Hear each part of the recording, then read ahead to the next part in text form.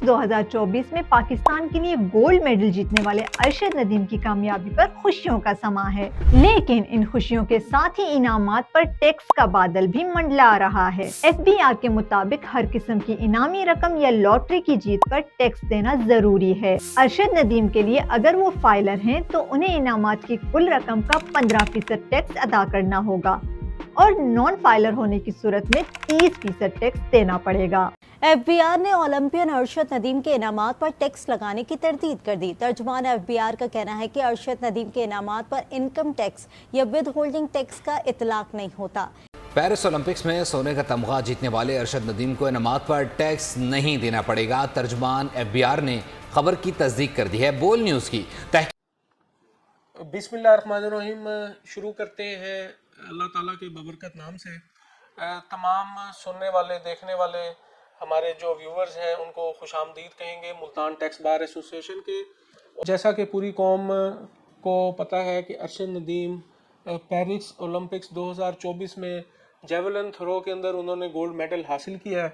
हमारे कौमी हीरो को हम सबसे पहले मुल्तान टैक्स बार एसोसिएशन और अपनी पूरी लीगल टीम की तरफ से खुशामदीद कहेंगे और हम उनको मुबारकबाद पेश करेंगे।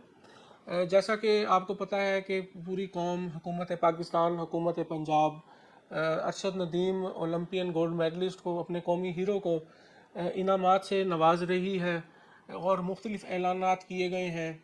आज सीएम पंजाब मरीम नवाज़ ने मियाँ चन्नू में अरशद नदीम के घर आकर 10 करोड़ रुपए इनाम और एक होंडा सिविक गाड़ी जो है अरशद नदीम को गिफ्ट की है। इस बारे में मुतज़ाद राय है कि आया अरशद नदीम को जो इनामात दिए जा रहे हैं उसके ऊपर टैक्स के हवाले से जो कवानीन क्या कहते हैं। जैसा कि आपको पता है कि एफबीआर ने भी इस बारे में कुछ मुतज़ाद ख़बरें उनकी तरफ से आई और एफबीआर ने शिकंजे कस ली हैं Arshad Nadeem Olympian gold medallist के इनामात और जो उनको रकूमात दी गई हैं उसके बारे उनके ऊपर टैक्स लगाने के हवाले से। इन मुतज़ाद जो कवानीन जो मार्केट में सर्कुलेट कर रही हैं ख़बरें, इसकी अथेंटिसिटी और टैक्स के कवानीन इस बारे में क्या कहते हैं, आज हम इस टॉपिक के ऊपर खुशामदीद कहेंगे Mohammad Imran Ghazi, general secretary Multan tax bar association. आज हम मोहम्मद इमरान गाज़ी साहब से इस हवाले से पूछेंगे। इमरान गाज़ी साहब, ये बताएं कि जो अरशद नदीम के ऊपर जो टैक्स के हवाले से क्या कवानीन लगेंगे जो इनामात और रकूमात उनको दी जा रही है। बिस्मिल्लाहिर्रहमानिर्रहीम। सबसे पहले तो मैं मुल्तान टैक्स बार एसोसिएशन की लीगल टॉक टीम का इंतहाई मशकूर हूँ जिन्होंने ये इंतहाई सेंसिटिव टॉपिक के ऊपर मुझे मदहू किया है कि जो कौम के ऊपर सवालात जहनों में हैं उसको हम आंसर कर सकें।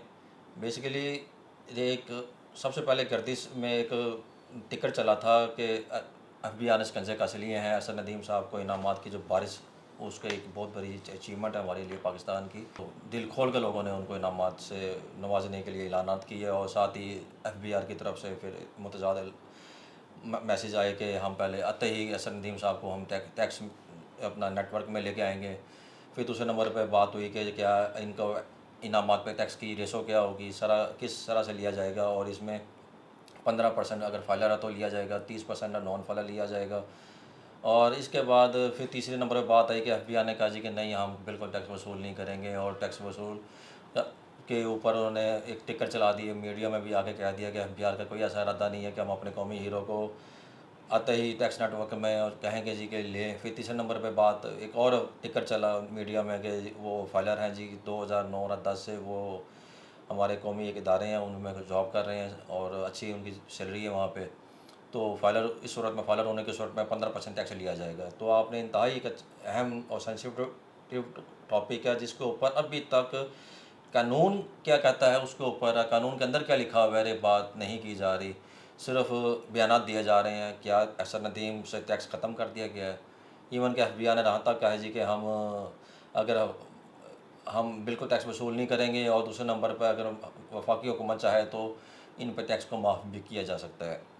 जो कानूनी इसकी हैसियत क्या है, मैं सबसे पहले तो बताऊंगा कि 15% और 30% कानून की जो बात की जा रही थी कि जी कि अगर वो फाइलर हुए तो 15% टैक्स वसूल किया जाएगा, और अगर नॉन फाइलर हुए तो आते ही उनसे इनामात पर 30% लिया जाएगा। तो उसकी हकीकत रही है कि ये कानून सेक्शन 151 है हमारे इनकम टैक्स ऑर्डिनेंस 2001 का, और ये सेक्शन इतना सिंपल नहीं है। ये prize bond, rifle, lottery, crossword, इस तरह के अंदर अंदर अगर पाकिस्तान के अंदर कोई कंपटीशन होता है और वो उस कंपटीशन में कोई शख्स जीतता है, तो उस कंपटीशन के अंदर से जीतने वाला जो जिसने अपना रे नाम प्राइज बॉन्ड की जो कुरानदाजी उसने मुनक़द की है, या किसी ने अगर कोई राइफल कोई क्रॉसवर्ड का कोई कंपटीशन को कंडक्ट कराया है, तो उस शख्स ने 15% फाइलर का और 30% नॉन फाइलर का काट कर गवर्नमेंट को जमा कराना है। ये जो कानून की गलत इंटरप्रिटेशन की जा रही थी जी कि अरशद नदीम से जो भी शख्स इनाम देगा तो वो 15% या 30% काटेगा, बिल्कुल गलत है। वो प्राइज बॉन्ड की सूरत में है, रहा क्रॉसवर्ड अगर वो जीतता है पाकिस्तान के अंदर, रहा अगर कोई उसने राइफल जीते कोई मुकाबला जीता है राइफल का, तो उस सूरत में था ना उसका प्राइज बॉन्ड लगा है, ना ही उसको कोई पाकिस्तान में क्रॉसवर्ड उसने जीता है, ना ही उसने कोई रहा पाकिस्तान के अंदर मुकाबला कोई इस तरह का कोई जीता है। तो बेसिकली ये तहाइफ हैं, तहाइफ का सेक्शन 39 है जो बड़ा क्लियर है कि सेक्शन 39 जो शख्स देगा उसके लिए एंटीन होल्डर भी होना ज़रूरी है, क्रॉस चेक के ज़रिए देगा। और इसके बाद उनका आपस में सेक्शन 85 सब सेक्शन 5 है हमारे इनकम टैक्स ऑर्डिनेंस 2001 का, जो देने वाला है और जो लेने वाला है उनका आपस में रिश्तेदार का होना भी, रिश्तेदारी भी ज़रूरी है, और रिश्तेदारी इतनी गहरी होनी चाहिए कि कम से कम वो एक दादी की औलाद में से हो, लव अफेक्शन, और नानी की औलाद में से हो। दादे की औलाद से ऐसे कि उसमें एंसेस्टर और डिसेस्टर का लफ्ज़ है कि नीचे से ऊपर आए चाहे ऊपर से नीचे हैं। अगर एक फैमिली ट्री है आपकी, उस फैमिली ट्री में कज़न्स आपस में हैं, तो रे भी अभी 2 साल पहले रिलैक्स किया है FBI ने। इससे पहले तो बड़ी सख्ती थी कि जी के जो सगा बहन भाई होगा, तो दादा सगा वालिद होगा, दादा होगा, वो एक दूसरे को गिफ्ट देंगे तो वो वैलिड होगा FBI के लॉ के अंदर, अदरवाइज़ टैक्सेबल हो जाएगा। इससे पहले क्योंकि इस कानून का बड़ा नाजायज़ इस्तेमाल किया जाता रहा, किसी को अगर वाइट सॉस बनाना होता था तो किसी से 5 करोड़ लिया और उसको 5% 6% के एक अवज़ परसेंटेज के तहत उसने गिफ्ट डीड बनवाई और क्रॉस चेक ले लिया। इस कानून को फिर अमेंड कर दिया गया था कि ताकि वाइट सॉस को बिला वजह, क्योंकि हमारे यहाँ पाकिस्तान ये जो टैक्स रजीम है, फाइनल टैक्स रजीम, इनके पास बहुत वाइट सॉस होता है। एक्सपोर्टर्स हो गए, कॉटन जिनर हो गए, तो ये फिर अपना वाइट सॉस बेचा करते थे। इवन कि किसी का प्राइस बॉन्ड निकल आया तो वो भी अपने 2 करोड़ 5 करोड़ रुपए वाइट प्राइस बॉन्ड में नेशनल बैंक के बाहर एक कारोबार होता रहा है। तो इस कारोबार को रोकने के लिए FBI ने कानून लागू किया था कि आपस में बहुत ही सगा रिश्तेदार होगा वही गिफ्ट देगा तो वो वैलिड होगा, इसके अलावा कोई भी शख्स एक दूसरे गिफ्ट देगा तो वो टैक्सेबल हो जाएगा। अब यहाँ पे सवाल ये खड़ा होता है कि मुख्तलिफ यूट्यूबर्स हम देख रहे हैं, मुख्तलिफ टिकटॉकर्स कैश की सूरत में अरशद नदीम को गिफ्ट दे रहे हैं, तो उस बारे में उनसे भी पूछताछ होगी? उनकी कैश की ट्रांजैक्शन की कोई हिस्ट्री नहीं है, FBI का कानून क्या कहता है? जी, इसमें सबसे पहले बात बड़ी अहम है कि FBI का कानून इनफ्लो के ऊपर सख्ती करता है, आउटफ्लो पर कोई सख्ती नहीं है। सिर्फ इतना ज़रूर पूछा जाएगा कि जो शख्स अपना गिफ्ट दे रहा है अरशद नदीम साहब को, क्या उसके पास इतना वाइट सोर्स है, क्या उसकी वेल्थ स्टेटमेंट में उतने सोर्स मौजूद थे?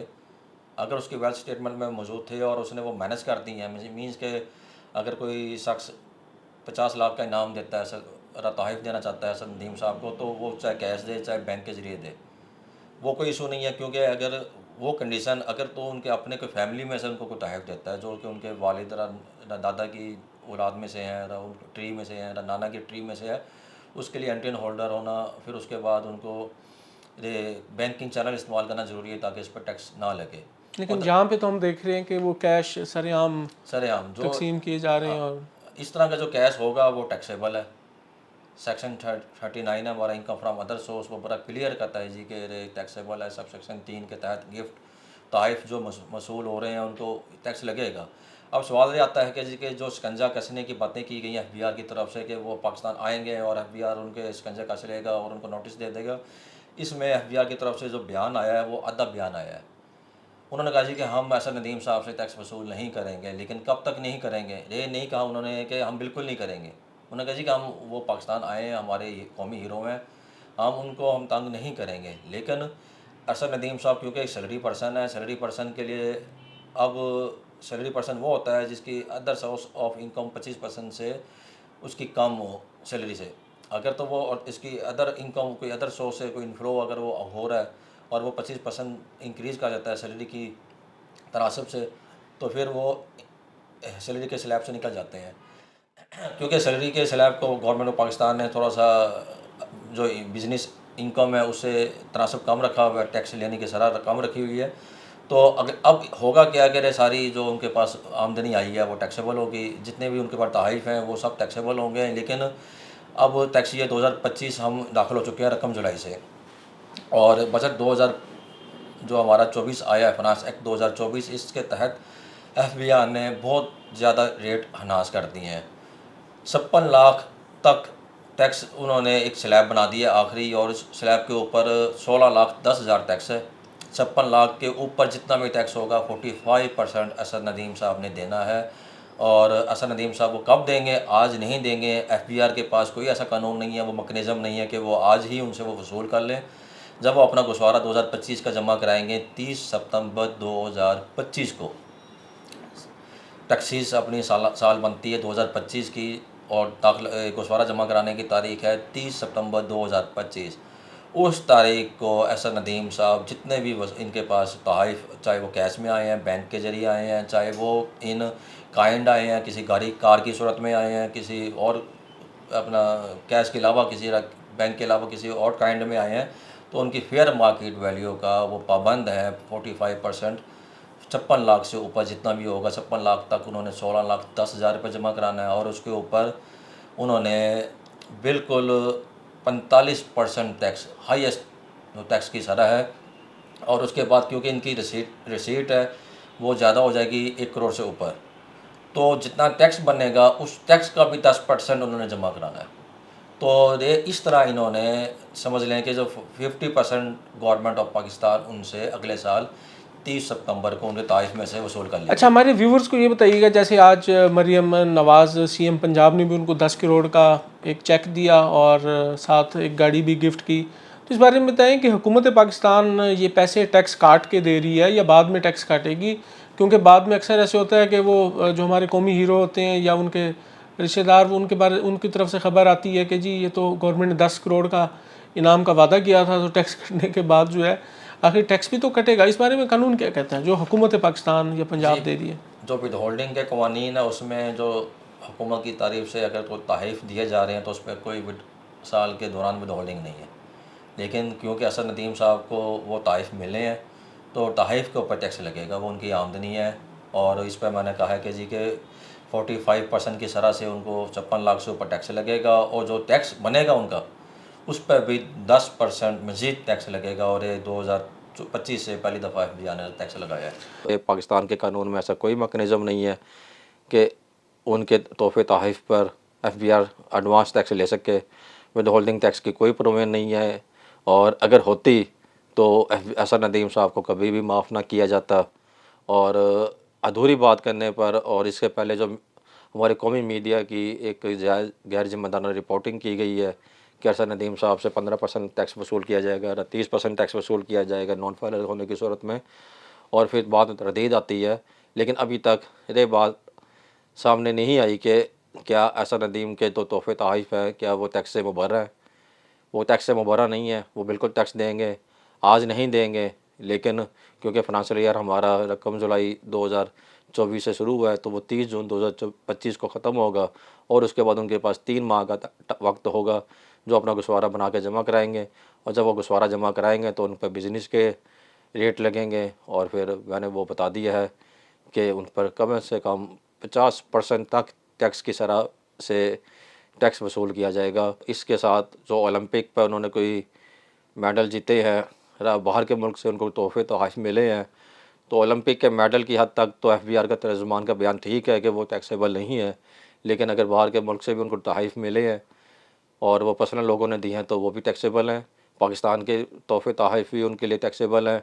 और अगर कोई पाकिस्तान के अंदर कोई हुकूमत की तरफ से भी उनको अवार्ड मिले हैं या तोहफ़े मिले हैं या तोहफ़ मिले हैं या कोई मकान मिला है या गाड़ी मिली है तो वो उनकी फेयर मार्केट वैल्यू टैक्सेबल है। सिर्फ कानून में अगर कोई एजम्पशन दी गई है वो सदर पाकिस्तान को दी गई है, और अगर सदर पाकिस्तान कोई तोहफ़ा, तहाइफ, अवार्ड कोई देते हैं तो उस सूरत में वो एग्ज़म्प्ट होगा, वो टैक्स से मुबर्रा होगा। इसके अलावा तमाम तोहफ़े तहाइफ असद नदीम साहब के लिए पाकिस्तान में टैक्सेबल हैं और सिर्फ वक्ती तौर पर उनको तसल्ली दी गई है, लेकिन 30 सितंबर 2025 के बाद जब वो गुस्वारा भरेंगे तो वो इन तमाम तहाइफ पर टैक्स देंगे।